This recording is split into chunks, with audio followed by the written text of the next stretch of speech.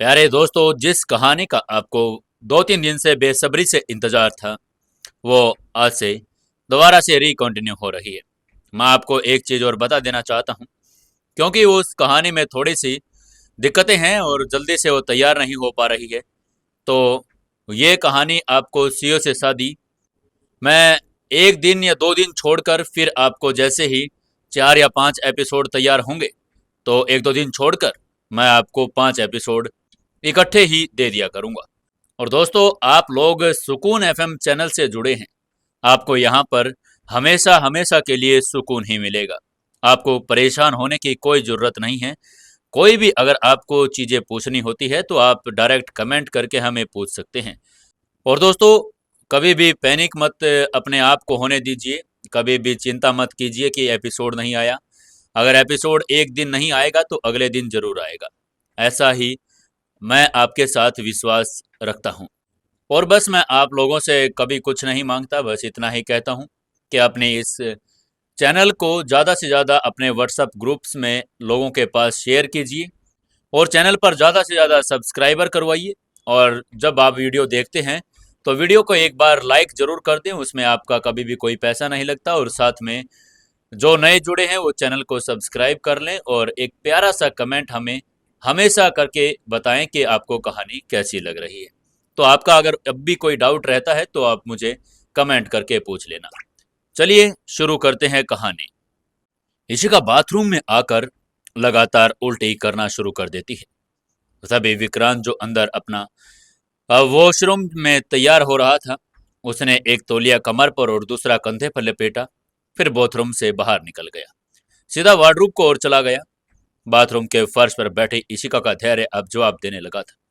उसे तकलीफ हो रही थी, लेकिन विक्रांत के बेरुखी ने उसके मन को और भी ज्यादा चोट पहुंचा दी थी।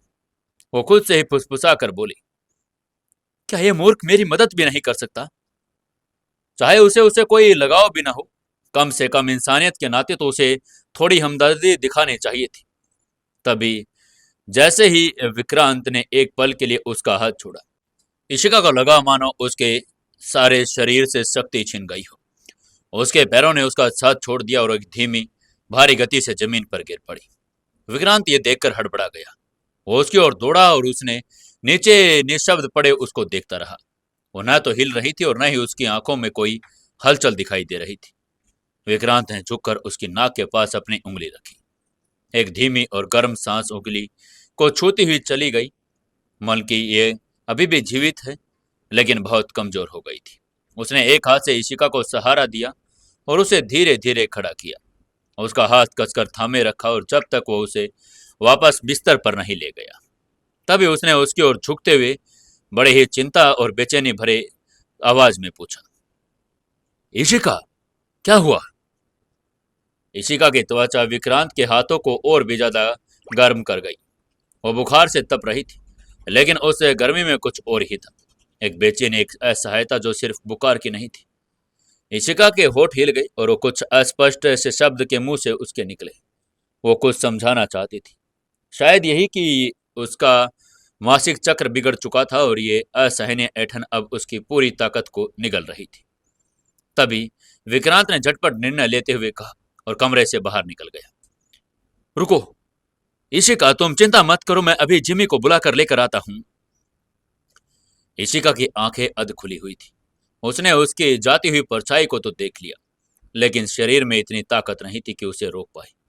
उसने धीरे से अपने नाइट स्टैंड की ओर हाथ बढ़ाया, वहां रखे मोबाइल पर वक्त देखा, लेकिन हाथ फिर से ढीले होकर उसके बगल में गिर गए। नीचे सीढ़ियों के पास फर्नीचर पहुंचती हुई तभी जिमी को विक्रांत ने आवाज देकर कहा, जिमी, जिमी कहाँ है? लड़की जो उस मेज को पहुंच रही थी उसने सिर झुकाते हुए कहा, यंग मास्टर वो किचन में है। किचन में जिमी उस समय किचन का ही काम कर रही थी और ये क्या बनाया जाए और क्या बनाया जा रहा था। इशिका की तबीयत के कारण आज वो नीचे नहीं आई थी और जैसे ही विक्रांत तेज कदमों से भीतर आया, वहां मौजूद सभी कर्मचारियों ने आदरपूर्वक अपना सिर झुका लिया था। तभी विक्रांत ने जिमी की तरफ देखा और संक्षेप में कहा, जिमी, जल्दी मेरे साथ चलो। और जिमी भी बिना कोई सवाल किए तेजी से उसके पीछे चल दी। कमरे में जैसे ही वो लोग पहुंचे, जिमी ने देखा और चेहरा उसका सख्त हो गया। इशिका का रंग बिल्कुल पीला पड़ चुका था। उसकी सांसें बिल्कुल धीमी और अधूरी हो गई थी। उसे पिछली रात की बात याद आई, जब उसने मजाक में इशिका से कहा था कि वो विक्रांत से हनीमून पर जाने की मांग करे। अब वो पछता रही थी। मजाक की बातों से हटकर यह सीन असलियत में उसको चुभन दे रहा था। जिमी इशिका के पास जा बैठी। उसने उसका माथा छुआ और एक तपी से उसकी हथेलियों में उतर आई। तभी उसने कहा, यंग लेडी, क्या बात है, आपको क्या हुआ है, बताइए मुझे। लेकिन इशिका ने कोई जवाब नहीं दिया। पीछे विक्रांत खड़ा खड़ा यही सोच रहा था कि अब क्या किया जाए। तभी जिमी ने महसूस किया कि उसे बहुत तेज बुखार है, तो उसने बड़े ही निर्णायक स्वर में विक्रांत से कहा, यंग मास्टर, इन्हें बुखार है और बहुत ज्यादा बुखार है। हमें अभी के अभी हॉस्पिटल लेकर चलना होगा। तभी विक्रांत ने कहा और सीढ़ियों की ओर बढ़ गया। ठीक है जिमी, मैं ड्राइवर से कहता हूं। इशिका ने कुछ कहने की कोशिश की। वो नहीं चाहती थी कि उसे कहीं पर लेकर जाया जाए। यह सिर्फ एक मासिक पीड़ा थी, और मगर उसके होठ अभी भी उसका साथ नहीं दे रहे थे।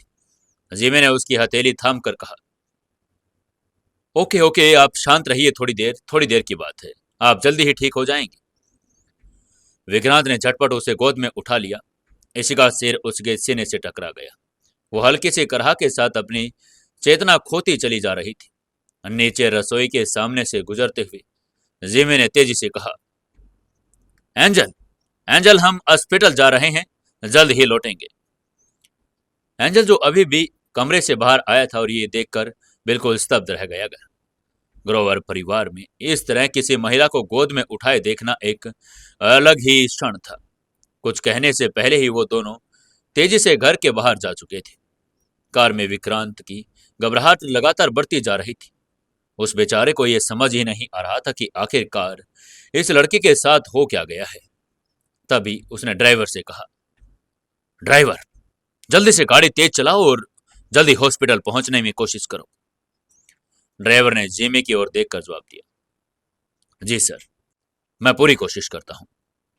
तभी जिमी ने विक्रांत की ओर देखा और उसको बड़ी ही सांत्वना देते हुए, कोशिश करते हुए कहा, घबराओ मत, हम जल्दी पहुंच जाएंगे।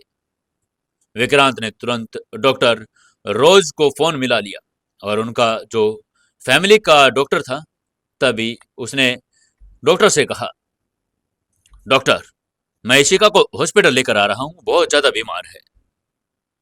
लेकिन इधर डॉक्टर रोज तो अभी भी अपनी रात की ड्यूटी से घर लौट ही रहे थे।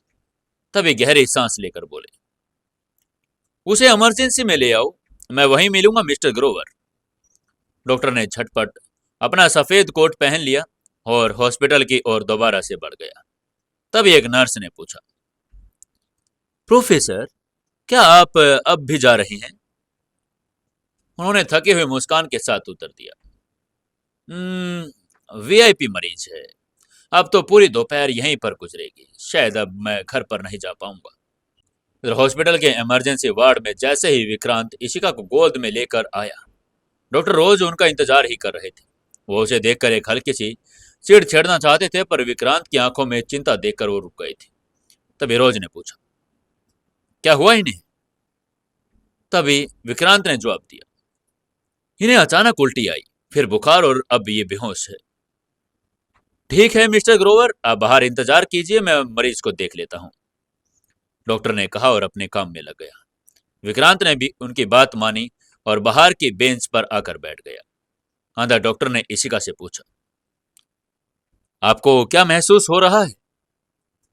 इशिका अभी भी थोड़ी थोड़ी बेहोशी की हालत में थी, लेकिन उसको थोड़ा सा चेत भी था कि कहीं उसको कोई पुकार रहा है, तो उसने धीमे स्वर में कहा, मुझे मुझे ऐंठन हो रही है। डॉक्टर बिल्कुल समझ चुका था। तभी उसने कहा, डिस्मेनोरिया। उसके बाद उसने कुछ थोड़ी देर में इंजेक्शन और दवाइयां लेकर कुछ नर्स को बुला लिया।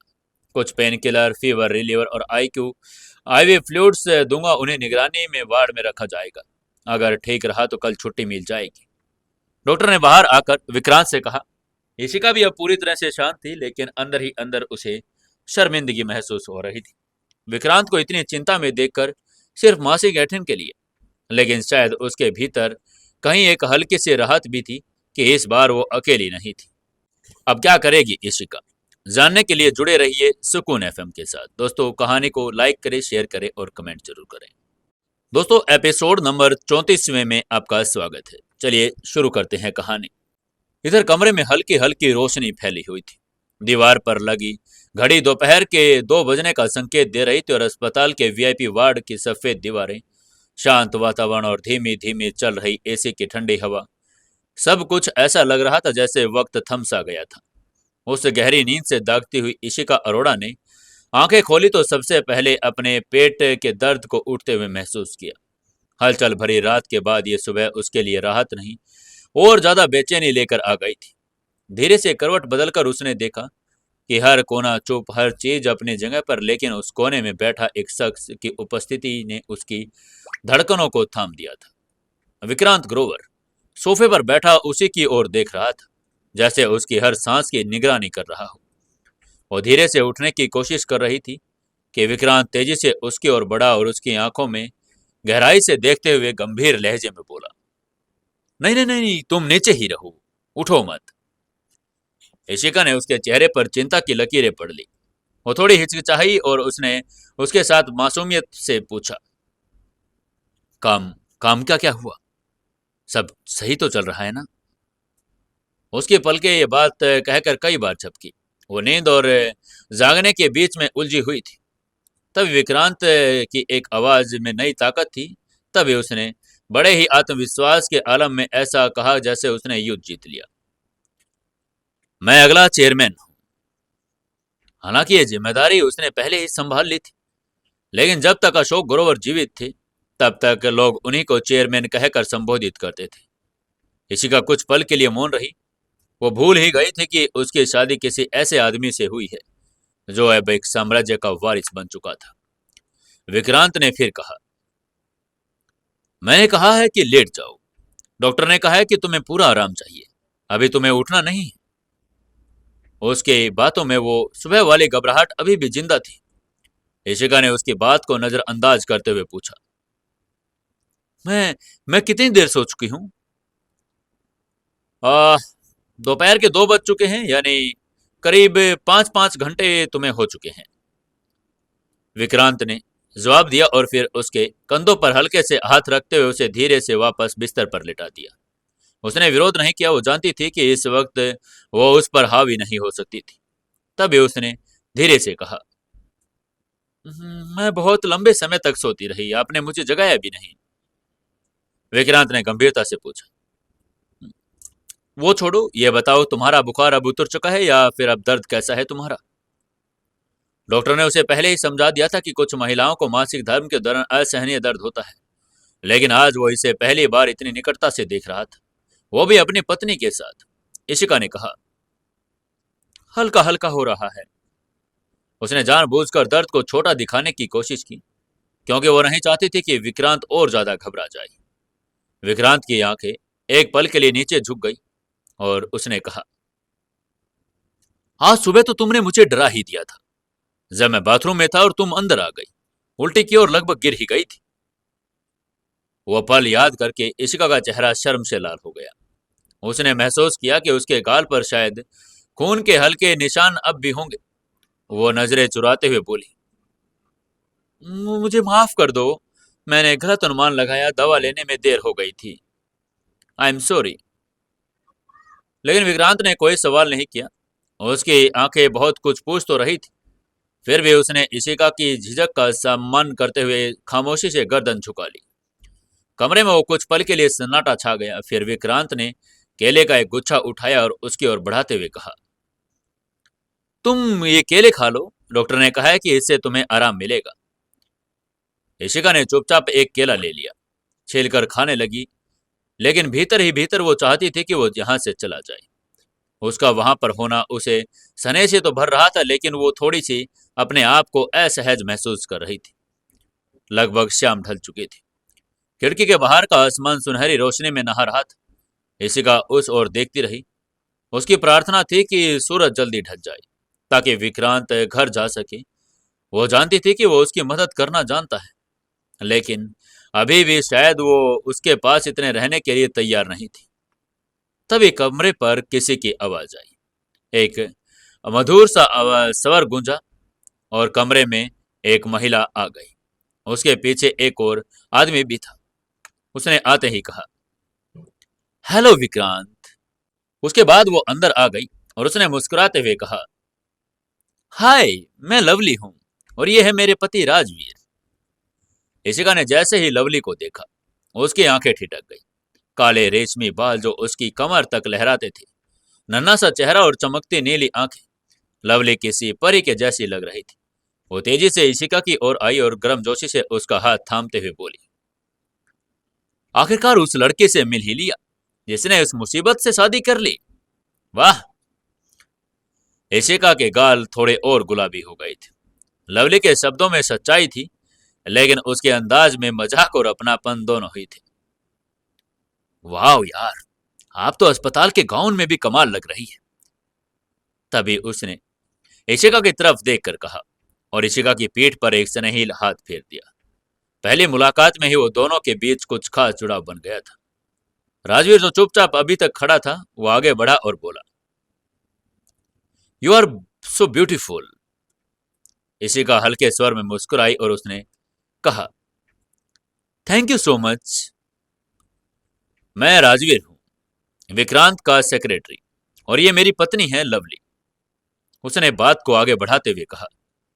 इशिका ने उनके बात का जवाब दिया और कहा, हाय, मैं इशिका हूं और आप दोनों से मिलकर मुझे बहुत अच्छा लगा। कमरे की हवा अब थोड़ी सी हल्की हो गई थी। लवली और राजवीर की वहां पर होना एक दोस्ताना ऊर्जा से भर गया था। शायद इस अस्पताल के सन्नाटे में थोड़ी सी गर्माहट की जरूरत थी जो अब धीरे धीरे हर कोने में फैलने लगी थी। लेकिन इधर विक्रांत बैठा बैठा इशिका की ओर ही तरफ देख रहा था। वो देख रहा था कि इशिका उन दोनों के आने से कुछ अलग ही महसूस कर रही है।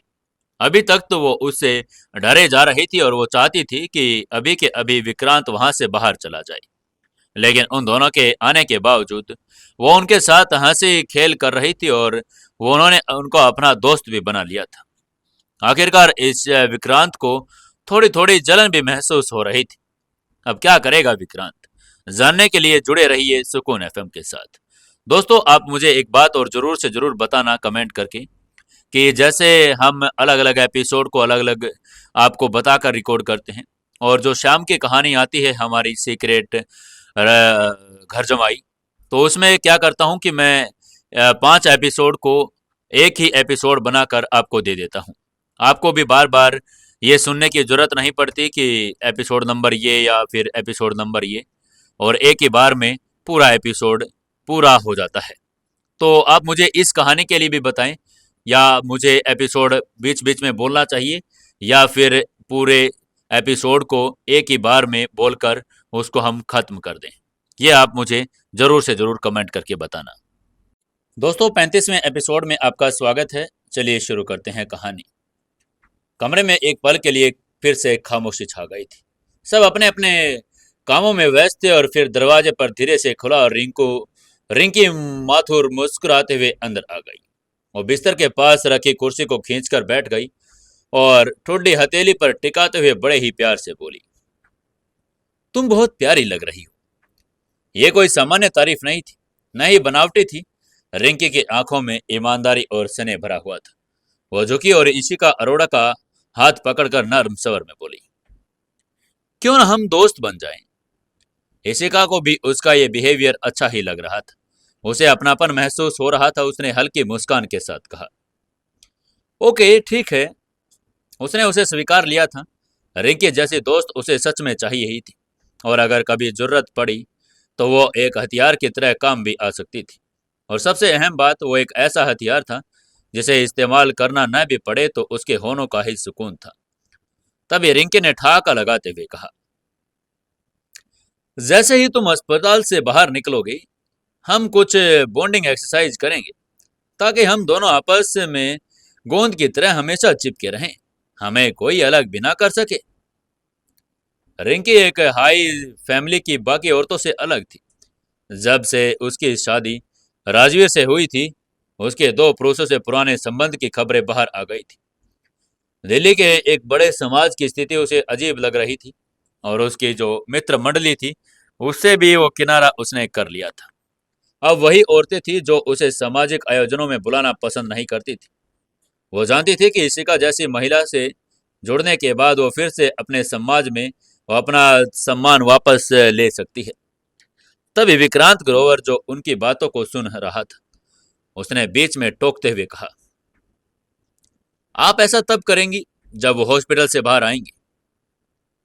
रिंकी ने देखा और उसने बड़ी ही तुरसी से बोला, यही तो मैंने कहा, मैं अभी इनको कब लेकर जा रही हूँ, आप खामखा ही गुस्सा कर रहे हैं। विक्रांत ने तभी इशिका की ओर देखा। उसकी आवाज में संयम था और उसने कहा, थैंक यू सो मच रुकने के लिए, अब इसे आराम करने देना चाहिए। तभी रिंकी बोली, राजवीर, तुमने तो कहा था कि ये बदल गया है, लेकिन नहीं, नहीं राजवीर। राजवीर भी क्या कर सकता था। राजवीर को लग रहा था कि कहीं ना कहीं विक्रांत ग्रोवर कुछ ना कुछ तो बदला ही होगा, लेकिन वो पहले के बिल्कुल ही जैसा था। राजवीर भी बेचारा क्या करता, उसने कंधे उचका दिए और कहा, मुझे लगा था शायद मैं इसकी बेरुखी का आदी हो गया हूं। अब मुझे फर्क भी नहीं पड़ता और ना ही पता चलता कि ये कब बदला है और कब नहीं। तभी विक्रांत की ओर वो मुड़कर बोला, मैंने कहा है उठो और तुम अब तक बैठे हो। रिंकी और राजवीर बेचारे क्या कर सकते थे, खड़े हो गए। इशिका ने देखा कि कमरे में अचानक एकदम से क्या हो गया। लोग बोल रहे हैं, हंस रहे और उसका मन हल्का हो रहा था। अचानक ही एकदम से क्या हो गया। तभी रिंकी जोश में बोली, अपने पति का क्रेडिट कार्ड लो और चलो, हम शॉपिंग करने चलते हैं। बाल, नाखून, स्पा और थोड़ी खरीदारी भी करेंगे। तभी इशिका ने भी मुस्कुराकर हामी भरी और कहा, मुझे भी अच्छा लगेगा। रिंकी ने कहा, हाँ, मैं ही तुम्हें सिखाऊंगी इन मर्दों से कैसे संभाला जाता है। मैंने इनमें ही अपनी जिंदगी गुजारी है। राजवीर जो अब तक बिल्कुल चुपचाप खड़ा था उसने कहा, दोस्तों, मैं कॉफी लेने जा रहा हूँ, किसी को चाहिए क्या? तभी एकदम से रिंकी बोली, ओह, तो फिर एक काम कीजिए, मेरे लिए एक कोल्ड ड्रिंक भी लेकर आइए। तब इशिका ने कहा, नहीं नहीं, मैं ठीक हूँ। विक्रांत ने कहा, मेरे लिए ब्लैक कॉफी। राजवीर मुस्कुराया और उसने कहा, विक्रांत, तुम मेरे साथ चल रहे हो ना? तभी विक्रांत ने बड़े ही असमंजस भरे स्वभाव से पूछा, क्या मुझे जाना पड़ेगा? हाँ यार, राजवीर ने उसे कहा और उसे खींचते हुए लगभग बाहर ही ले गया। लिफ्ट में राजवीर ने विक्रांत से पूछा, तुमने इशिका को सबसे छुपा क्यों रखा था? विक्रांत बोला, अरे नहीं यार, ऐसा कुछ भी नहीं है, बस मौका ही नहीं मिला किसी से मिलवाने के लिए। राजवीर ने कहा, अगर वो तुम्हारी पत्नी है तो आज से मैं पहले उससे क्यों नहीं मिला था? विक्रांत ने कहा, हमें इस दुनिया की लाइमलाइट पसंद नहीं है राजवीर, तुम्हें पता है ना, और मैं नहीं चाहता कि ज्यादा कोई पब्लिसिटी हो। राजवीर मुस्कुरा दिया और उसने कहा, उसे बाहर ले आओ, इससे तुम्हारे ग्रोवर इंडस्ट्रीज के शेयर भी ऊपर जाएंगे। दोनों कॉफी लेकर जब वापस आए तो देखा रिंकी और इशिका अब हंसते हुए बातें कर रही थी। राजवीर ने कहा, ये रिंकी, अब हमें शायद चलना चाहिए ताकि इशिका आराम कर सके। इशिका ने रिंकी का हाथ पकड़ लिया और उसने उससे कहा, क्या आपसे एक बात कह सकती हूँ? रिंकी भी बिल्कुल उसकी अब दोस्त बन चुकी थी और अब वो कोई औपचारिकता नहीं चाहती थी, इसलिए उसने इशिका से कहा, हाँ हाँ बिल्कुल, क्यों नहीं। तभी इशिका ने बड़े ही चिंता भरे लहजे में कहा, आप कृपया करके विक्रांत को साथ ले जाइए, उन्होंने अभी कुछ खाया भी नहीं है। तभी रिंकी ने देखा कि इशिका को अभी भी हॉस्पिटल के अंदर बेड पर पड़े हुए विक्रांत की ही चिंता खाई जा रही थी। वो अभी भी उसकी बड़े प्यार से चिंता कर रही थी। रिंकी को यह देखकर बड़ा ही अच्छा लगा।